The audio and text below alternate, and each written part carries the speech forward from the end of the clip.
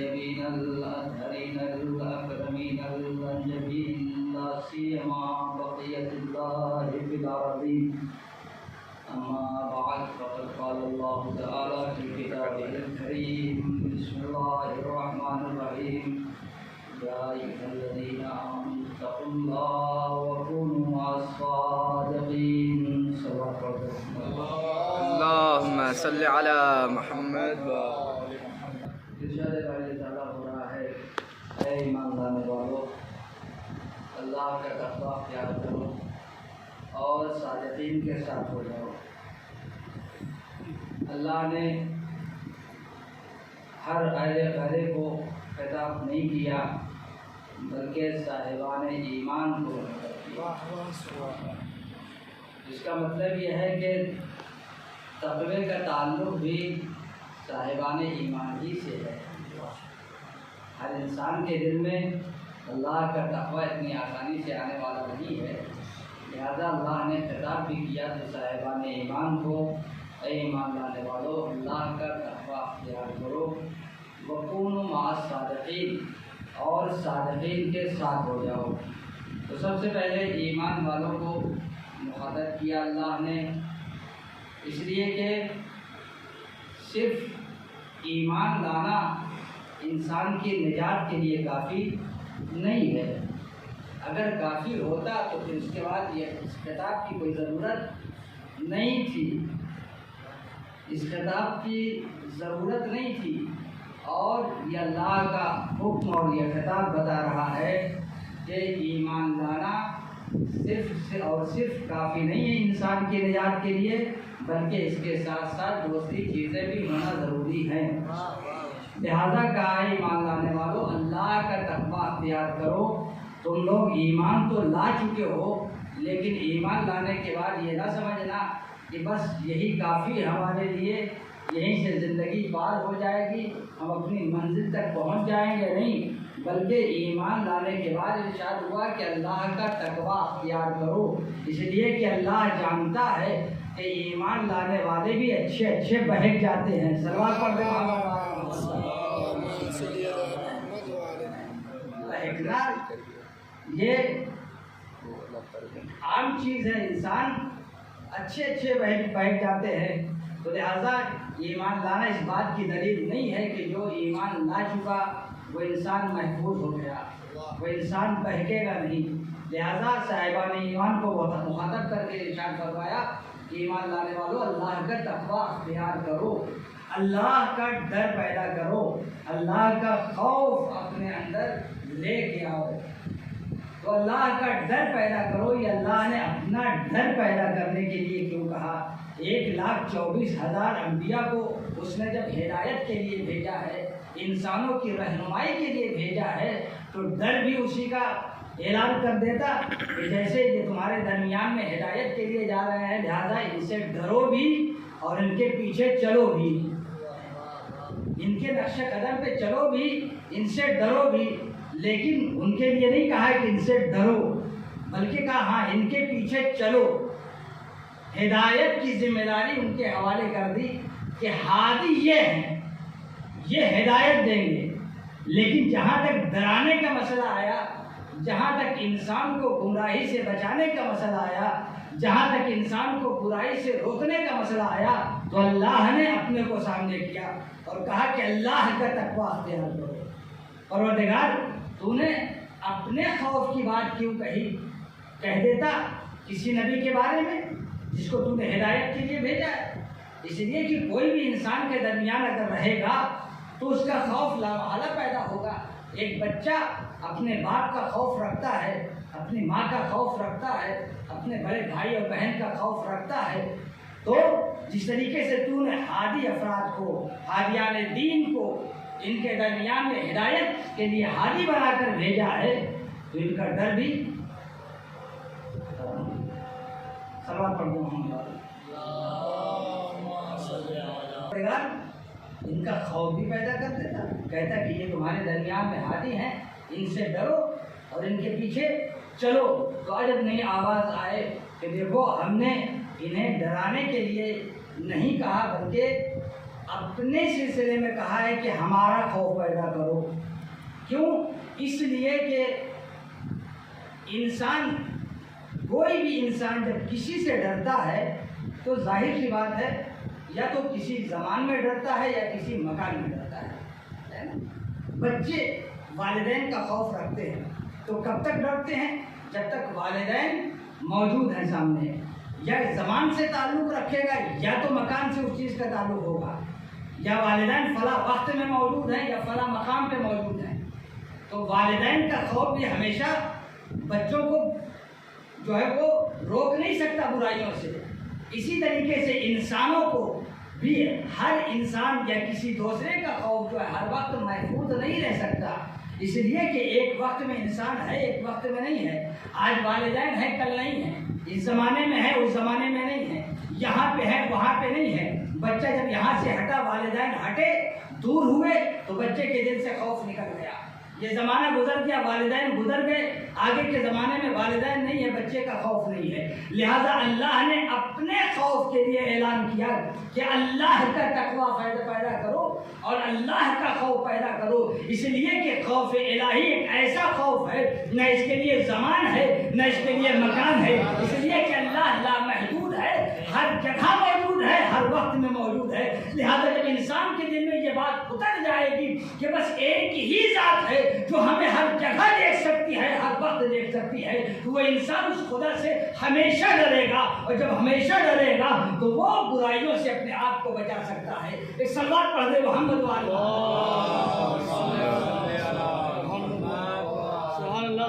اس لیے کہ نہ تو زبان تعلق رکھتا ہے نہ تو مکان، وہ ہر جگہ ہے اور ہر وقت ہے. جب ہر جگہ اور ہر وقت ہے تو اسی کا خوف انسان کو برائی سے بچا سکتا ہے. اگر انسان تنہائی میں ہے تو وہ اللہ کا خوف ہے، اللہ کو یاد رکھتا ہے، جانتا ہے کہ اللہ قادر مطلق ہے، اللہ کے ہاتھ میں سب کچھ ہے، اختیار ہے، قادر مطلق یہ ہے، کچھ بھی کر سکتا ہے، کتنی بڑی بھی سزا دے سکتا ہے، اس کے ہاتھ میں اختیار ہے. اور جب یہ جانتا ہے اور دوسری طرف یہ کہ یہ خدا ہر جگہ موجود ہے، کہیں بھی ہم پہنچ جائیں، کسی بھی تنہائی میں ہو جائیں، یہ اللہ موجود ہے، اللہ دیکھ رہا ہے، تو انسان اپنے آپ کو برائی سے بچا سکتا ہے. تو اللہ نے کہا ہم نے لوگوں کو برائی سے روکنے کے لیے اپنے آپ کو پیش کیا، کہا اتقوا اللہ، اللہ کا خوف اختیار کرو، اللہ سے ڈرو. اور اس کے بعد ڈرانے کے بعد اب جب انسان کو خوف دلا کر برائیوں سے روک دیا تو اب برائیوں سے روکنا بھی صرف انسان کے لیے کافی نہیں ہے، بلکہ کوئی اور بھی چاہیے جو ان کو اچھائیوں کی طرف لے کے چلے. تو اللہ نے کہا برائیوں سے روکنا ہماری ذمہ داری ہے، ہمارے خوف نے تمہیں برائیوں سے روک دیا، اب اچھائیوں کی طرف آگے بڑھنا ہے. تو آل محمد کو ہم نے تمہاری ہدایت کے لیے بنا کر بھیجا ہے، ان کے پیچھے چلتے جاؤ، جنت تمہارے نقش قدم چومے گی. سلام پڑھنے محمد والا. اب یہ ہے آگے کی منزل کو طے کریں گے، یہ ہے تمہیں تمہاری منزل تک لے کے آئیں گے. اب ان کا وعدہ ہے، یہ آئے ہیں، ہم نے ان کو ہادی بنا کے بھیجا، انہوں نے تم سے کہا ہے لا الہ الا اللہ کہو، محمد رسول اللہ کہو، کلمہ پڑھو، ایمان لے کے آؤ، جنت تمہاری پکی ہے نا. انہوں نے کہا ہے جنت ہے، جہنم ہے اور ساری چیزیں وہ جو نبی نے بشارت دی ہے کہ سب کچھ ہے اس کائنات میں، سب کچھ ہے. تو اب جب انہوں نے کہا جنت ہے، جہنم ہے، تو پھر ان کا پیچھا پکڑو، ان کے ساتھ چلو، یہ تمہیں لے کے جائیں گے. اس لیے کہ یہ صادقین ہیں، وَكُونُوا مَعَ الصَّادِقِينَ. تو اس کا مطلب ہے کہ تقوی کا ربط جو ہے وہ صادقین کے ساتھ بڑا گہرا ہے. ایک طرف اللہ نے کہا ہمارا خوف پیدا کرو، دوسری طرف کہا صادقین کے ساتھ ہو جاؤ. اس لیے کہ ہمارا خوف جہاں پہ تمہیں برائیوں سے روکے گا وہی صادقین تمہیں اچھائیوں کی طرف لے کے جائیں گے. جہاں پہ ہم برائیوں سے تمہیں روک پائیں گے وہیں پر صادقین تمہیں تمہاری منزل مقصود تک لے کے پہنچا دیں گے. لہذا ان کا ساتھ کبھی نہ چھوڑنا. یہ صادقین سچے ہیں، انہوں نے وعدہ کیا ہے پہلے مسئلے میں کہا، پہلے مسئلے میں کہ جنت ہے، جہنم ہے، اور و غلمان ہے، یہ ہے وہ ہے، جنت میں ساری نعمتیں ہیں تمہارے لیے ہے. تو پھر ان کے ساتھ ہو جاؤ، یہ تمہیں وہ ساری نعمتوں سے آراستہ کریں گے، وہاں تک پہنچائیں گے، ساری نعمتیں تمہارے لیے ہیں، لیکن ان کے ساتھ ہو جاؤ. تو اللہ نے کہا صادقین کے ساتھ ہو جاؤ، وَكُونُوا مَعَ الصَّادِقِينَ۔ صادقین کہا ہے، کاذبین نہیں کہا ہے، کاذبین نہیں کہا ہے، اس لیے کہ ایمان لانے کے بعد، تقویٰ لانے کے بعد اگر تم صادقین کا ساتھ نہ پکڑ کر کاذبین کے ساتھ ہو گئے، جب بھی نہیں منزل ملے گی، جب بھی منزل نہیں ملے گی۔ منزل تمہیں صادقین دیکھیں، کاذبین نہیں دیں گے، لہذا صادقین کے ساتھ ہو جاؤ۔ اور صادقین کو پہچاننا تو بڑا مشکل کام بھی ہوتا ہے۔ انسان اگر پہچاننے میں، انتخاب میں غلطی کر بیٹھتا ہے، تھوڑی سی غلطی ہوئی تو انسان جتنا منزل سے قریب ہونے کی باری کیا، اتنا منزل سے دور ہوتا چلا جائے گا۔ تھوڑی سی غلطی میں منزل سے نزدیک ہونے کے بجائے انسان اتنی ہی دور چلا جائے گا۔ مثال کے طور پہ مسافر ایک کہیں کا سفر کرتا ہے تو کہیں شہر میں کہیں پہ بھی جا کے اسے ایک چوراہا مل جاتا ہے۔ چوراہے پہ اگر اس کا انتخاب صحیح نہیں ہے کہ چوراہے پہ کون ایسا راستہ ہے چاروں میں سے جو اس کو اس کی منزل تک لے کے جائے گا، یہ انتخاب کرنا اس کی ذمہ داری ہے۔ یہیں سے وہ اپنی منزل تک بھی پہنچے گا، اور اسی انتخاب کی وجہ سے انسان اپنی منزل سے دور بھی ہو جائے گا۔ اگر صحیح انتخاب کر لیا اپنے راستے کا تو منزل سے قریب، اور اگر انتخاب صحیح نہیں ہوا تو منزل سے اتنا ہی دور ہو جائے گا۔ یہ بتائیے، آنا ہے اس راستے پہ اور ہم نے غلطی سے انتخاب اس راستے کو کر لیا تو جتنا ہم کو قریب آنا تھا اتنا ہم دور اور چلے گئے، اور دور چلے گئے۔ تو چوراہے کا ایک ہی راستہ ایسا ہوتا ہے جو انسان کو منزل تک پہنچاتا ہے، تین راستے اس کے بیکار ہوتے ہیں۔ سلمان پڑھتے محمد وآل محمد، اللہم صلی علی محمد۔ تین راستے بیکار ہوتے چوراہے کی، ایک ہی راستہ ہے۔ آپ وہ راستے پر ہادی جو ہیں، ہادیان راہ جو ہیں، ظاہر سی بات ہے ہر راستے کا ہادی، حق والا بھی ہادی ہے، باطل والا ہادی بھی ہے، جنت والا بھی ہادی ہے، جہنم والا بھی ہادی ہے۔ کون نہیں چاہے گا؟ ہر انسان چاہتا ہے آؤ میری طرف آؤ۔ ایک راستے پہ چلے، دیکھا کہ ایک صاحب لمبے چوڑے، آئیے میرے ساتھ۔ میں نے کہا مجھے منزل ملے گی؟ کہا منزل تو نہیں ملے گی لیکن ہاں سب کچھ ملے گا۔ لڑائی جھگڑا کوئی مسئلہ ہوگا تو ہم اس سے نپٹ لیں گے راستے میں۔ میں نے کہا واہ، جو کسی میدان میں جس کے قدم نہ تھمے ہو وہ مجھے کہاں بچائے گا؟ میں نے کہا نہیں چاہیے، مجھے صحیح راستہ چاہیے، صحیح منزل چاہیے، لہذا صحیح راستے کا انتخاب ہے۔ میں نے پوچھا، دوسرے راستے پہ گیا، چلنا چاہا، حاجی نے آ کر کہا آئیے میرے ساتھ۔ میں نے کہا آپ مجھے پہنچا سکتے ہیں میری منزل تک؟ پہلے یہ بتائیے۔ اس لیے کہ ہم اس میں سے نہیں ہیں جو آگ بند کر کے آپ کے پیچھے چل پڑے، جو آگ بند کے چلتے ہیں وہی گمراہ ہوتے ہیں۔ صلوات پڑھتے محمد وآل محمد۔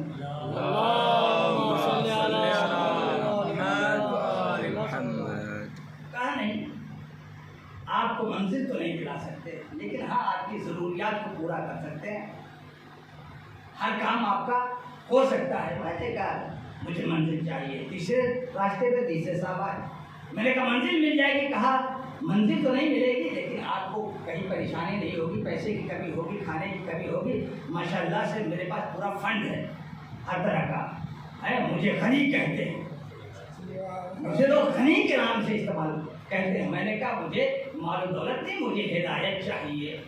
اب ایک ہی راستہ بچا، جب تین راستے بیکار ہو گئے تو چوتھا راستہ خود محال خود بخود جو ہے وہ حق والا راستہ ہے، وہ سچا راستہ ہے۔ اب جو اس راستے پہ آیا، اب حاجی سے جو ملاقات ہوئی، میں نے کہا منزل ملے گی؟ کہا کیسی باتیں کرتے ہو، منزل تک تمہیں ہم پہنچائیں گے۔ میں نے کہا راستہ دیکھا ہے؟ کہا راستے کی باتیں کرتے ہو، میں ہر روز میرا آنا جانا وہاں سے رہتا ہے۔ محمد وآل محمد۔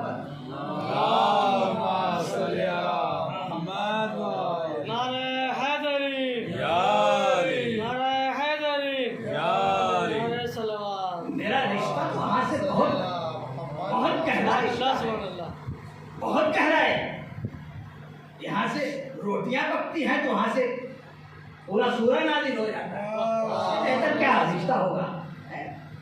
3 دن روٹی جو اس گھر سے پکی اور گئی کہاں گئی اس کو چھان بین کیجیے گا وہ نہیں مسئلہ، لیکن ان روٹیوں کے مقابلے میں پورا سورہ دہر نازل ہو گیا کا اتنا گہرا رشتہ ہے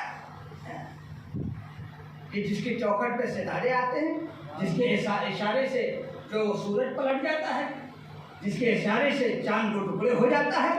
کہا تم بات کرتے ہو کہ میں منزل مقصود تک پہنچاؤں گا کہ نہیں؟ ارے میں وہ ہوں کہ میرے بچے جوانان جنت کے سردار ہیں. صلوات پڑھ دے محمد وآل محمد پر.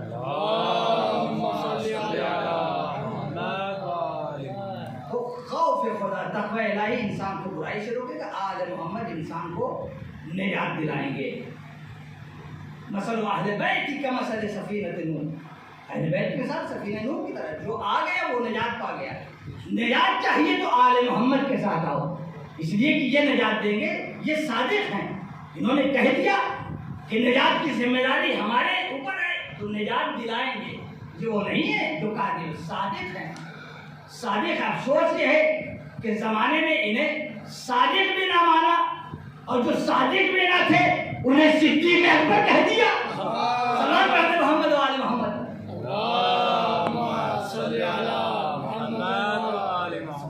یہ صادق نہیں، صادق وہ ہوتا ہے صادق یعنی سچ بولنے والا. سب جانتے ہیں اسی طرح صادق سچ بولنے والا. یہ صادق ہی نہیں، یہ سچ بولتے نہیں بلکہ جو بول دیتے وہی سچ ہو جاتا ہے.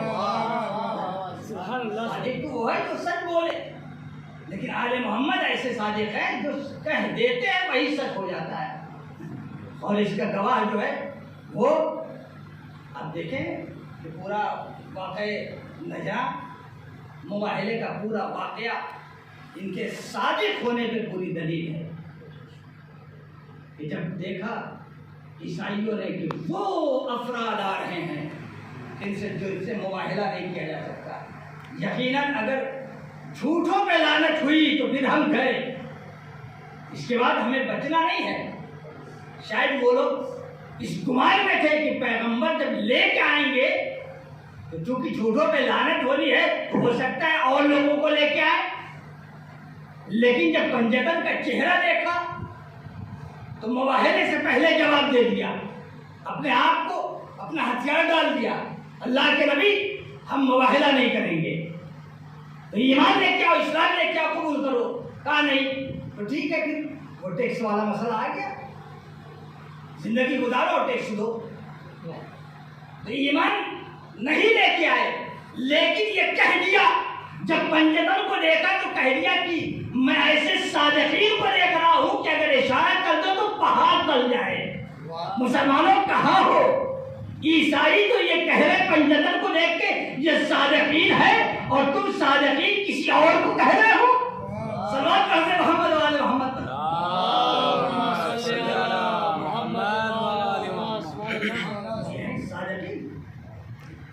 سچے جو کہتے ہیں ہو جاتا ہے. اور یہ نمونے کے طور پہ دیکھیں فاطمہ زہرا کی وہ واقعہ جب حسنین تمثیل ہیں، بچوں نے آ کر والدہ سے کہا کہ عید کا دن ہے، کیا میرے کپڑے نئے نہیں بنیں گے؟ سارے مدینے کے بچے ان کے کپڑے نئے نئے تیار ہو رہے ہیں. کوئی کہہ رہا میرا لباس فلاں درزی کیا ہے، میرا لباس فلاں درزی کیا ہے. بچے ہوتے ہیں، بچپنا ہے. آئے مادر گرامی کیا میرے لباس نئے عید کے موقع میں نہیں؟ فاطمہ زہرا نے کیا کہا؟ تمہارے لباس درزی کے یہاں ہے. لباس بس کہیں تھا وہ نہیں، لیکن یہ آل محمد یقین کی اس منزل میں فائز ہیں کہ خود جانتے ہیں کہ جو کہہ دیا وہ ہو گیا، جو کہہ دیا وہ ہو گیا. یہ ہے صادقین. اور ایسے ہی ہوا کہ جب عید کا وقت آیا تو رضوان جنت جو ہے وہاں سے لباس لے کے آیا. حسنین کی خدمت میں پیش کیا جنت کا لباس. جنت کا لباس یہ تو عجیب قاعدہ قانون ہے کہ رضوان حسنین ہے زمین پر اور جنت کا لباس رضوان جنت لے کے آ رہا ہے. لباس جنت تو جنت سے باہر جاتا نہیں ہے نا. لباس جنت تو جنت سے باہر جاتا نہیں. بھائی جناب آدم علیہ السلام کے ساتھ کیا ہوا؟ کیا ہوا؟ جب آدم علیہ السلام کو جنت سے کہا گیا کہ آپ تشریف لے جائیں حضور، جب جانے لگے تو کہا یہ لباس جنت ہے اسے، ہاں یہی پر تبدیل کیجیے، یہ لباس جنت ہے، یہ جنت والوں کے لیے مخصوص ہے، لہذا جنت سے باہر نہیں جاتا۔ تو آدم کے لیے لباس جنت کہا، جنت کا لباس جنت پر رہے گا، لیکن یہ کیسے جنتی ہے کہ جو زمین پہ ہے تو وہاں جنت والے لباس لے کے زمین پہ آ رہے ہیں۔ تو بس فرق اتنا ہے کہ آدم جنت میں ہے لیکن جنت کے سردار نہیں ہے، یہ جنت میں نہیں ہے لیکن جوانان جنت کے سردار ہیں۔ سلام پڑھتے محمد وآل محمد۔ اللہم صلی علی محمد وآل محمد۔ تو جب سردار ہوتا ہے، سردار ہوتا ہے، وہ لباس لینے کہیں نہیں جاتا، وہ جہاں رہتا ہے لباس وہاں پہنچتا ہے، خیاط وہاں پہنچتا ہے، دردی وہاں پہنچتا ہے۔ بڑے آدمی لوگ جاتے ہیں دکانوں پہ لباس سلوانے کے لیے، یہ لباس سلنے والے خود جاتے ہیں ان کے گھر پہ، تو یہ بڑوں کی پہچان ہے، یہ حسنین کا شرف ہے کہ حسنین جوانان جنت کے سردار ہیں، تو ان کے لیے وہاں سے لباس آ رہا ہے۔ عزیزوں تو انہوں نے جو کہہ دیا وہ ہو گیا، یہ صادقین کی پہچان ہے کہ جو کہا وہ ہو گیا۔ ایسے صادقین کہاں ملیں گے دنیا میں جو ایمان کے اس منزل پہ فائز ہیں کہ جہاں کل ایمان کی سند ملتی ہے، ایمان کل ایمان کی سند۔ یہاں پہ یا ایھا الذین آمنو ہے، اے ایمان لانے والو اللہ کا تقوی اختیار کرو، لیکن اس یا ایھا الذین آمنو میں آیا یہ صاحبان ایمان جو کل ایمان ہے کہ نہیں ہے؟ یہ اس میں نہیں ہے، اس لیے کہ ان کے لیے تقوی کی وہ بات نہیں ہوتی، اس لیے کہ تقوی وہاں پہ ضروری ہوتا ہے جہاں پہ انسان کے بہکنے کا خوف ہو۔ یہ تو ترک اولا کرتے ہیں جب بھی اپنے کو یہ سمجھتے کہ ہم نے بہت بڑا گناہ کر دیا ہے، تو یہ ایمان کی اس منزل پہ ہے، جو ایمان کی اس منزل پہ ہو، جو جسے کل ایمان کا سند دیا جائے۔ دنیا اسی کے بات کے لیے یہ شک میں پڑی ہوئی ہے ابھی تک کہ ایمان لائے کہ نہیں لائے۔ ارے ان کے ایمان کے بارے میں کیوں شک کرتے ہو؟ یہ اگر دونوں طرف دیکھا جائے، ادھر بیٹے کا ایمان دیکھا جائے تو کل ایمان، اور ادھر اوپر جائیے تو ادھر بھی ایمان کی سند ملتی ہے۔ جناب ابو طالب کے والد عبد المطلب وہ بھی ایمان کے مرتبے پہ فائز تھے یا نہیں؟ میں تو کہتا وہ بھی صادقین میں سے تھے، جو کہا وہ بھی سچ ہو گیا۔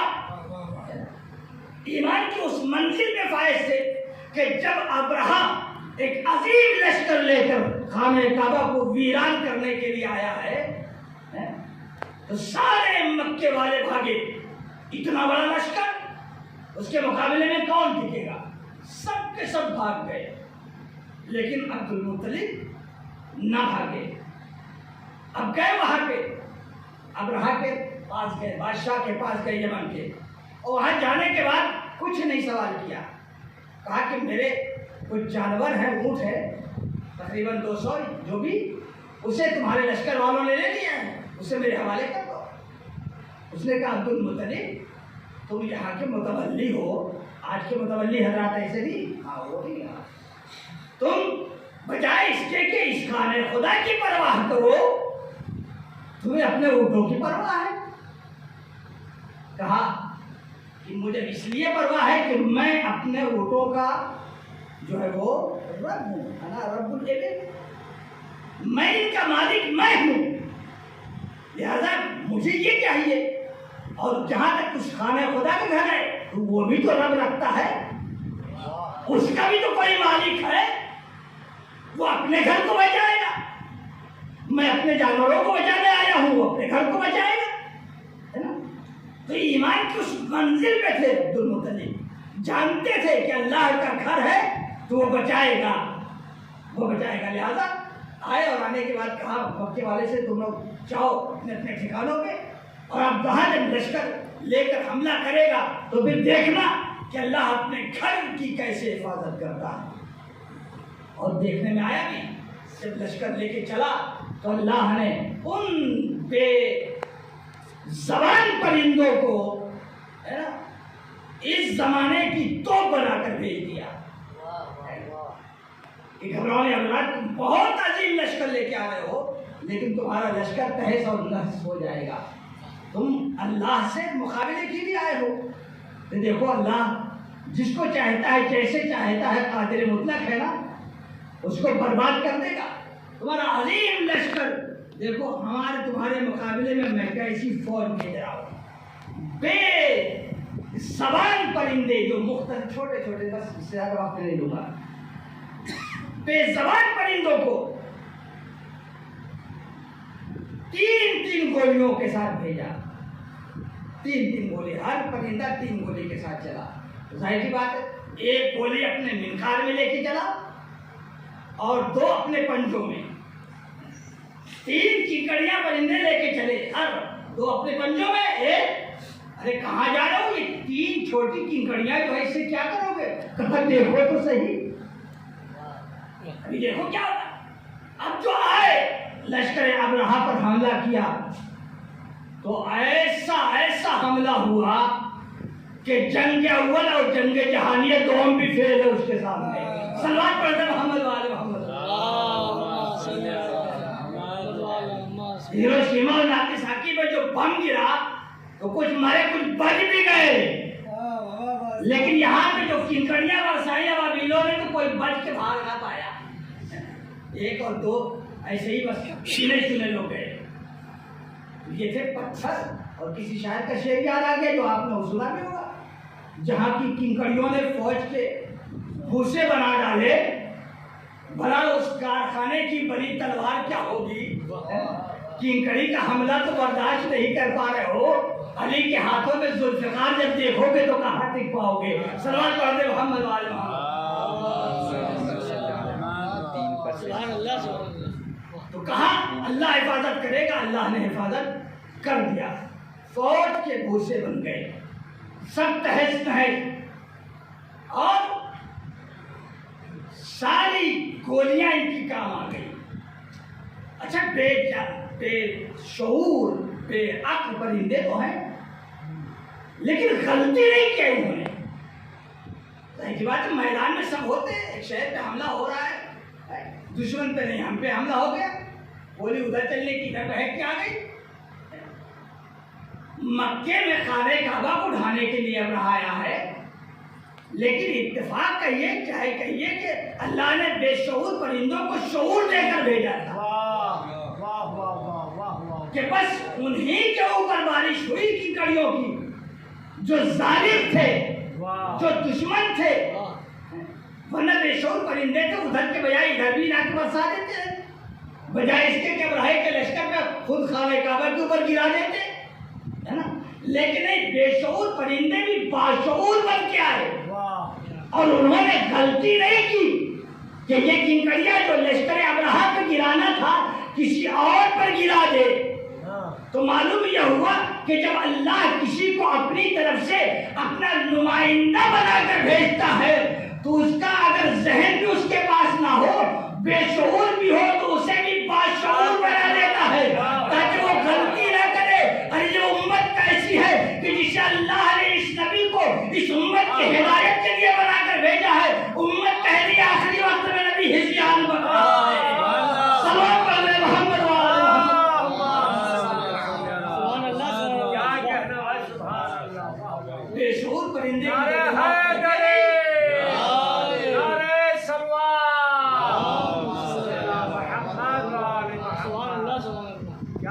بے شعور پرندے کے دماغ، پرندوں کے دماغ بہکتے نہیں، اور نعوذ باللہ ہمارے نبی کا دماغ۔